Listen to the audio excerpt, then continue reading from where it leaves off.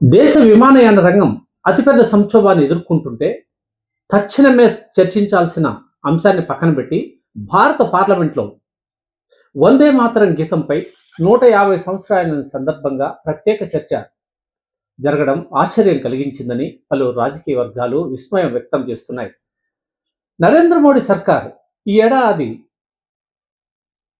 పెద్ద వైఫల్యం అంటూ చెప్పాల్సి వస్తే ఇండిగో పెద్ద ఎత్తున విమాన సర్వీసులు వారం రోజులుగా నిలిపివేసి ప్రయాణికులను దేశవ్యాప్తంగా ఎయిర్పోర్ట్లో దాదాపుగా దిగ్బంధించినంత పని చేయడమేనని పలువురు విమర్శిస్తున్నారు.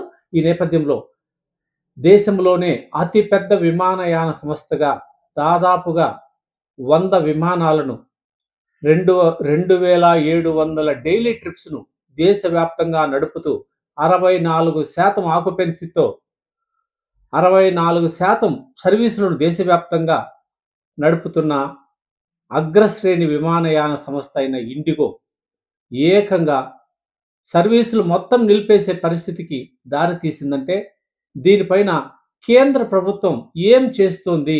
పౌర విమానయాన శాఖ అసలు దేశంలో ఉందా? అంతర్జాతీయ విమానాలు దాదాపు 40% వీళ్ళే నడుపుతారు. 40 ప్రాంతాలకి ఇక్కడి నుంచి సర్వీసులు వెళ్తాయి. 100 సర్వీసులు తిప్పుతారు వీళ్ళు. వీళ్ళందరినీ పర్యవేక్షించాల్సిన విమానయాన శాఖ పట్టించుకోని పాపమే ఈరోజు ఉన్నట్టుండి ఇండిగోలో పెద్ద సంక్షోభానికి దారితీసింది. ఇది కేంద్ర ప్రభుత్వం వైఫల్యంగానే పలువురు భావిస్తున్నారు. తప్పంతా ఇండిగోదే అన్నట్టు విమానయాన శాఖ మంత్రి మాట్లాడినా కేంద్ర ప్రభుత్వం దీనిపైన మిన్నకుండిపోయినా సంక్షోభం అనేది మాత్రం కండ్ల ముందర కనిపిస్తున్న వాస్తవం. అలాగే తెలుగుదేశం పార్టీ పార్లమెంటరీ పక్షం నిన్న సమావేశమై కేంద్ర మంత్రి చాలా అద్భుతంగా పనిచేశారని కితాబులు ఇచ్చారు.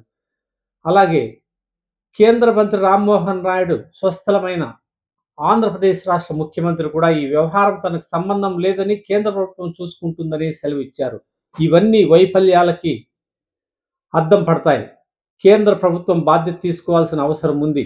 దీని మీద ఇంత పెద్ద విమానయాన సంస్థ సంక్షోభంలోకి వెళ్ళిపోతే కేంద్ర ప్రభుత్వం అప్రమత్తంగా లేదని చాటు చెబుతుంది. ఇది నరేంద్ర మోడీ సర్కార్కి ఎదురైన అతిపెద్ద దెబ్బగా భావించాలి.